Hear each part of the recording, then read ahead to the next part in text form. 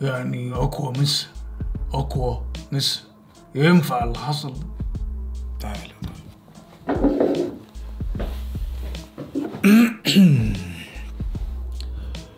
يعني انا راضي ذمة الناس. ينفع البهدلة والمرمطة اللي الواحد اتمرمطها خلال الاسبوع اللي فات ده؟ يعني مش عارف، يعني لولا فضل المولى عز وجل فوق وفضل البشرية اللي ساعدتني على الارض ما كانش الموضوع رجع. انا لغاية دلوقتي مش متخيل ان انا مكمل وبصور الحلقة وبقول اللي حصل وان هو فعل ماضي وراح لحاله خلاص. انا لغاية اخر وقت بقول خلاص الموضوع راح وهنعمل شغل جديد، تمام؟ ومش شايف ومش مقتنع ان السنتين اللي الواحد اشتغل عليهم، تمام، ده لو ركزنا في السنتين دول بس مش ما قبل ذلك، يعني مش من 2015، يعني خلينا في السنتين اللي فاتوا اللي هو من بداية اول حلقة نزلت على القناة هنا وهو بتاريخ 20/12/2020. وسبحان الله يعني يشاء القدر ان القناة عندي تتهكر وترجع في نفس التاريخ في بداية اول فيديو نزل من سنتين بالظبط اللي هو 20/12/2020 وعندك 20/12/2022. يعني صباح الديجافو بقى، فاهم؟ مسلسل ذا دارك بيتحقق معايا هنا وفي حياتي، مش فاهم فيه ايه، لدرجة الناس لما شافت الحلقة 112 قال لك انا حاسس ان انا شفت الحلقة دي قبل كده. هو يعني ايه انا حاسس ان انا شفت الحلقة؟ اكيد انت شفتها قبل كده، انت ليه مش متأكد؟ ايه موضوع الديجافو اللي بسم الله ما شاء الله منتشر ده؟ فانا مش عارف والله العظيم ايه اللي حصل. هو بفضل الله ربنا كرم ان الواحد يستمر. هو كده كده انا كنت هستمر، تمام، بس برضو هتستمر على اللي انت بنيته غير لما تبدأ لمؤاخذة مش من الصفر بقى، فاهم؟ من تحت الصفر قوي. انت لسه هتبدأ تريبيلد، فاهم، الكوميونيتي تاني وتعرف البشرية يا اخوانا اللي هنا اللي كنتوا هنا ما بقاش فيه هنا، تمام، بقى فيه جديد بقى. جميل. باختصار برضو عشان الناس تبقى عارفة اللي حصل، تمام، انا عن نفسي ما اعرفش ايه اللي تم حقيقي. انا الجمعة اللي فاتت ساعة الصلاة بسم الله ما شاء الله جالي 4 نوتيفيكيشن كلهم في نفس الثانية وكلهم بخصوص الجيميل بتاع اليوتيوب. جميل.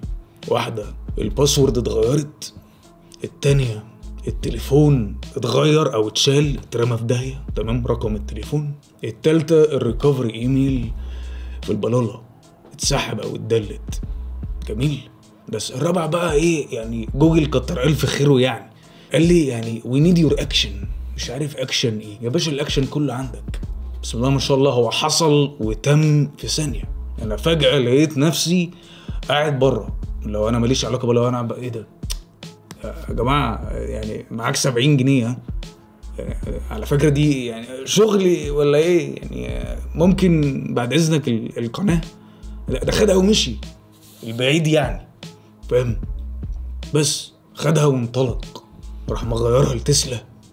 انا قلت في ايه، نظرية مؤامرة ولا ايه؟ وراح مطلع الحاج إيلون ماسك بعت لنا الهاكرز بتوعه، تفهمش فيه ايه، ولاقي لك البيت طالع لايف من على القناة عندي. بس الحاجة الوحيدة الكومن في الموضوع هو عدد السبسكرايبرز وصباح الفل بس كده. فطبعا بدأت أبلغ الناس كتر ألف خيرهم يعني، تمام. الحاج زاك ايه قام بالواجب وراح كلم الشباب، حاول يتواصل معاهم يعني ويقول لهم ان الراجل ده 1 2 3، وهشام وطني ويوسف جوكر كلمني ويعني ايه الشباب كلها الصراحة، وهاشم شستر برضو عمل الواجب كتر الف خيره برضو، وقفته دي مش هنساها لك برضو يا عم هاشم وغيره. والله العظيم من الناس مش عايز انسى حد.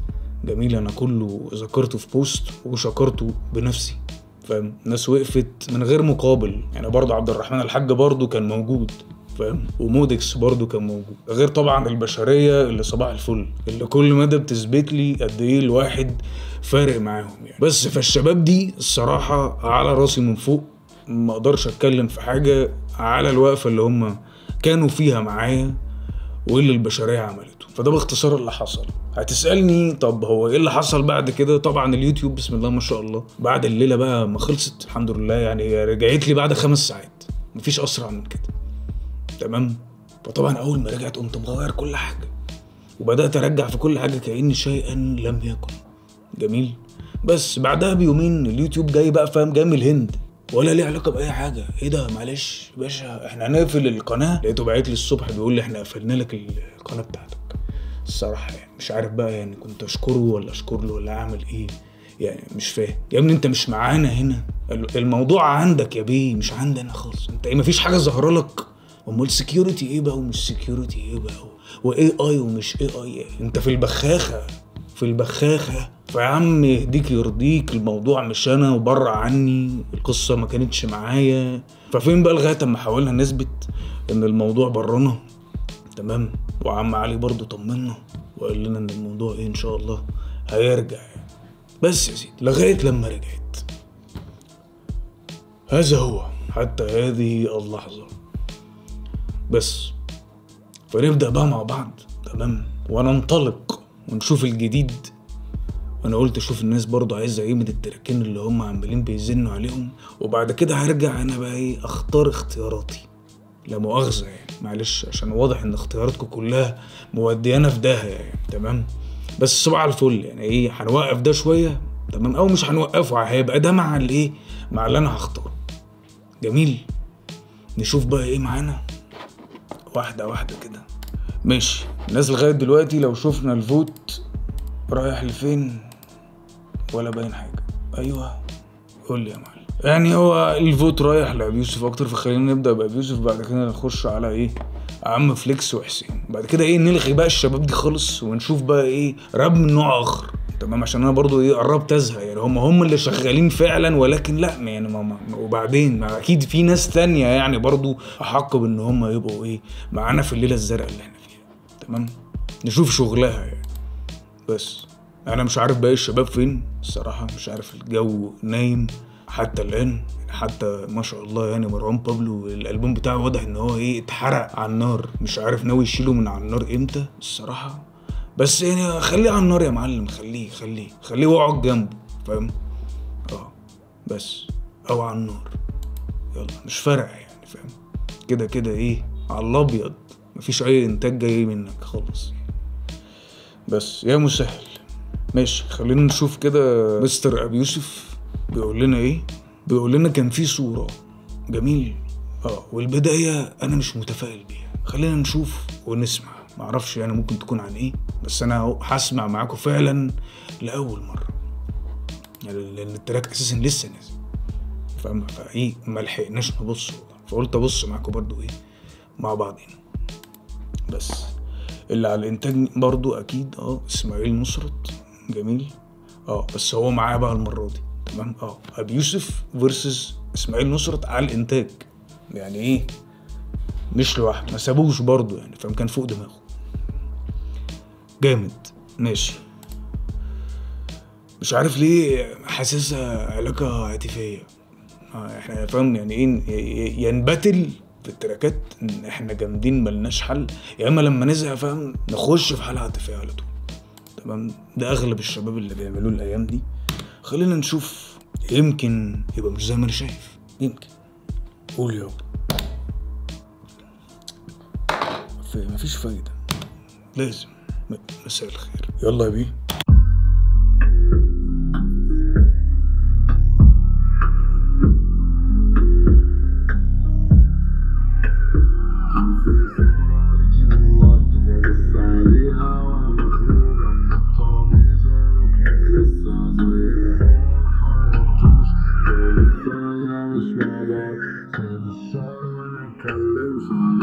في المكان بالظبط ما بتحركش ما بتحسش كنا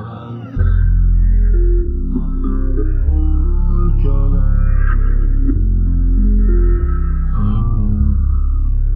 لو شرب البحر دماغي شغالة. انا اول مرة اقفل فاهم على مهلي يعني فاهم، عشان انا خايف اجرحه فاهم. فعلى الهادي خلص كما توقعت، حالة عاطفية وحالة يعني فاهم واضح ان هي ايه مزرية يعني فاهم. هو خلاص هو مزنوق في كورنر الاكتئاب فاهم، اللي هو بيبقى 7 ده. جميل. فاحنا هنحاول ان احنا ايه نحتوي ونفهم ماذا يحدث يعني، لماذا هي تفعل بك كل هذه الاغراض.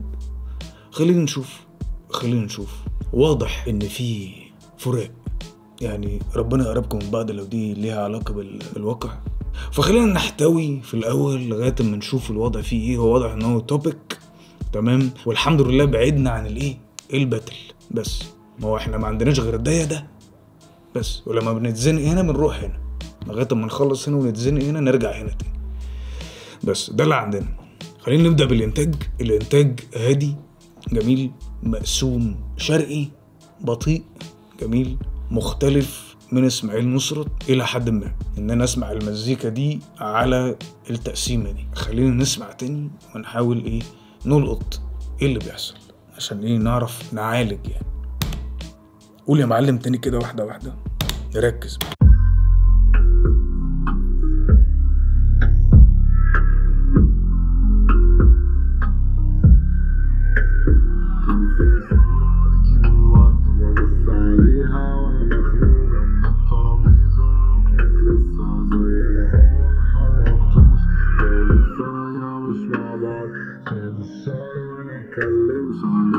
في المكان بالظبط، ما بتحركش ما بتحسنش،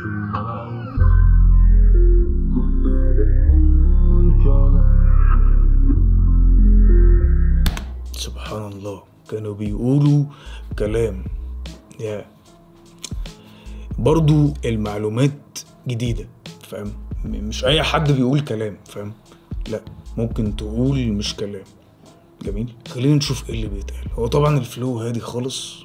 التراك واضح ان هو رامي على R&B، والR&B ده المفروض اللي هو الريذم اند بلوز. جميل. اللي هو ايه بيستخدم لمؤاخذة طبقة صوته على التراك اكتر من ان هو بيدي ريذم وبوتري، اللي هو بيديك شعر وكلام بس، يعني مش راب صرف يعني. بس يا سيدي، وطبعا نبرة الصوت بتاعت أبي يوسف تسمح له بده، يعني دي سكيل من سكيلاته يعني، فاهم؟ بس وهو ما شاء الله يعني عليه ذو سكيلز، فدي حاجة كويسة يعني بيستخدمها في التنوع بين التراكات، فجميل. خلينا نشوف اللي بيتقال. ده بالنسبة للفلو زي ما قلنا R&B Rhythm and Blues، ودي جونرا ظهرت مع الأفريكان أمريكانز تمام في الأربعينات. جميل. ده أساس الجونرا دي، طلعت من الأمريكان الأفارقة.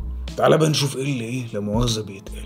طبعا في البداية بيكلم حبيبته تمام، او الاكس او الواي او الزد، كان بقى يعني ايه المسمى الابريفي بتاعها. فبيقول لها ايه؟ بيقول لها كان في صورة ليكي بالورد. مش عارف ليه انا كنت سامعها كان في صورة ليكي بالورد، مش عارف بقى ازاي بقى بالورد كانت واقفة، فاهم؟ مايلة ولا ايه؟ المهم الصورة كانت طالعة فيها بالورد يعني تمام، مش بالورد. جميل. فكان في صورة ليكي بالورد ببص عليها وانا مخنوق. الكلام مش لايق خالص مع حركة الايدين، فطبعا ايه هنريح الناس من ايديها خالص. جميل. بس يا سيدي، فكان في صورة ليكي بالورد ببص عليها وانا مخنوق جنب الترابيزة، ركنك لسه زي ما هو ما حركتوش. يعني مش ممكن، فاهم؟ لو قد ايه هو نكدي بتاع نكد يعني. تالت سنة لينا مع بعض، سادس شهر ما نتكلمش، انا لسه في نفس المكان بالظبط. يعني يا خبر ابيض، بسم الله ما شاء الله، مستقبله بيروح، واخده بالك؟ مستقبله بيروح وانت محتاجه ايه تلحق الوضع يعني. وبدأ الفيلم. بس الجسر بسم الله ما شاء الله 3 كلمات يعني. بص يا يعني مفيش كلام بقى، فاهم؟ كنا بنقول كلام ايه ده؟ انت مفيش كلام اساسا كتبته، لو كنا بنقول كلام. بس يا سيدي يعني ده اللي حصل، فاهم؟ لغايه دلوقتي يعني الصراحة الموضوع مؤسف أكيد يعني، فاهم؟ لو ليه علاقة برضو بالواقع، مش عايزين نتفه من الموضوع، ولكن الحالة لطيفة مش وحش. وإن كمان يتكرم ويتعاطف وينزل يعمل لنا كليب، واخد بالك؟ هو بسم الله ما شاء الله هو ما عملش حاجة في كليب، هو عمال بيلف بس والكاميرا ايه عمالة بتجري وراه بس. فخلينا نكمل الحالة الجميلة دي. قول يا معلم ايه اللي حصل تاني؟ ماشي. سادس شهر ما كنتوش بتتكلموا، وبعدين لو شرب البحر دماغي شغالة تيجي خدنا تاني في زبالة. أنا مرقعش، أنا عايز الحاجة، عايز أنساها، أنا في مكان دكتورة، أنا في مثالي قولوا على طول، قولوا على مطلوب عاوز ليه أنا حنون.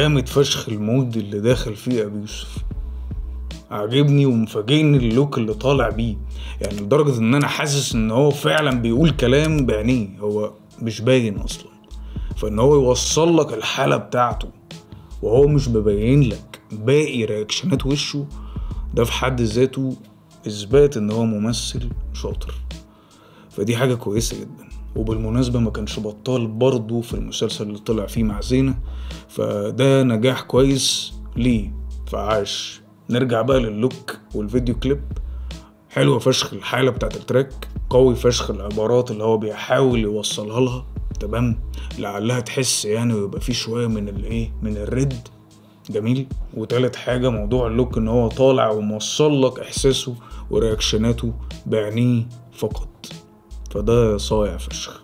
خلينا نكمل عشان ما نفصلش الحالة بتاعت التراك. كمل يا بيه، حلو الاسلوب ده، حلو الشغل ده، بس برضو عايزين ننقل. هقول لك، قول يابا.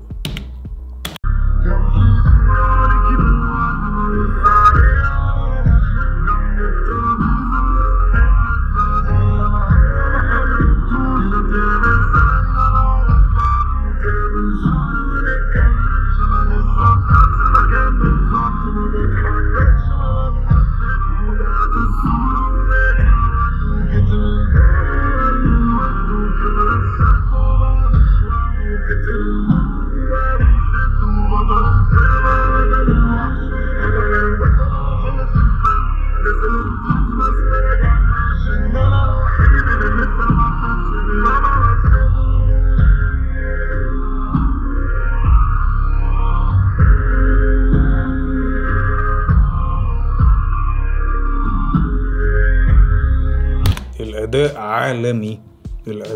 عالمي لدرجة ان انا حسيت ان هو كان بيعيط، ولكن ده طلع فيه حاجة تحت عينه انا مش فاهمها، فهي زولتني، ولكن الاداء عالمي. هو خضني شوية في ان هو عالي، بس مستوى صوته رايح في العالي وعادي، فاهم يعني، انا مش مأزتش مثلا، مفيش نشاز، واخد بالك، مفيش تنشيز في الموضوع، لا مقبول وعلى المستوى. نيجي بقى للإنتاج بتاع إسماعيل، حلو فشخ، جامد فشخ. يعني لو ركزت الليفل بتاع التراك طالع، هو بدأ في الهادي بيسامبل بس الحاجة كده ايه، ومش مدي العالي بتاعه، فهو عالي بعد ما عالي أبي يوسف أو عاليوا مع بعض، فجامد فشخ. عجبني الأداء وعجبني الاتيتيود بتاع أبي يوسف على البيت وطريقة تمثيله قدام الكاميرا، عاش. نستمر عشان هو غالبا مفيش حاجة اتقالت كتير، يعني حتة بس ايه، لو شارب البحر دماغي شغالة، فاهم، اللي هو ايه، بيرمي على ان هو شارب كتير بنفس كمية البحر، ولا مؤاخذة دماغه شغالة برضه، وبعدها ترمي في الحضن، ترمي في زبالة، انا مفقدش، انا عايز الحاجة، ادوله حاجته وخلصوه ومشوه يا جماعة بس. فجامد فشخ الاداء. ولو ركزت في الكلام هتلاقي في المقطع الاول قايل لك 3 سنة لينا مع بعض، وسادس شهر ما بنتكلمش، بعد كده جه في المقطع الثالث وقال لك 8 سنة لينا مع بعض و8 شهر ما نتكلمش، على اساس ان عدى فترة.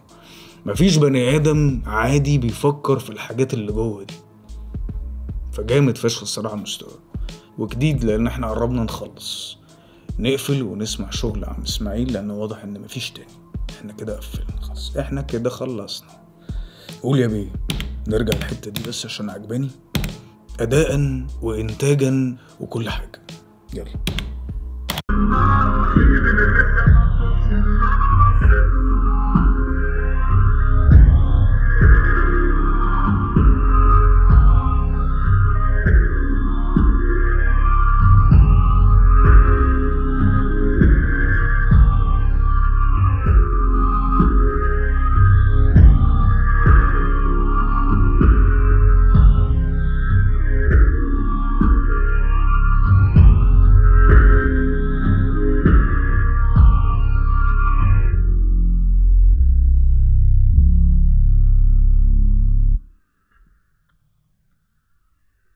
خلينا برضو ندي الشابو لحسن خورشيد على الفيديو كليب، هو برضو عمل حاجة وعلى من قيمة التراك رغم ان الكلام فيه قليل يعني، فجامد فشخ. انا بس عايز اتأكد من حاجة، في اي فوكلز في الموضوع؟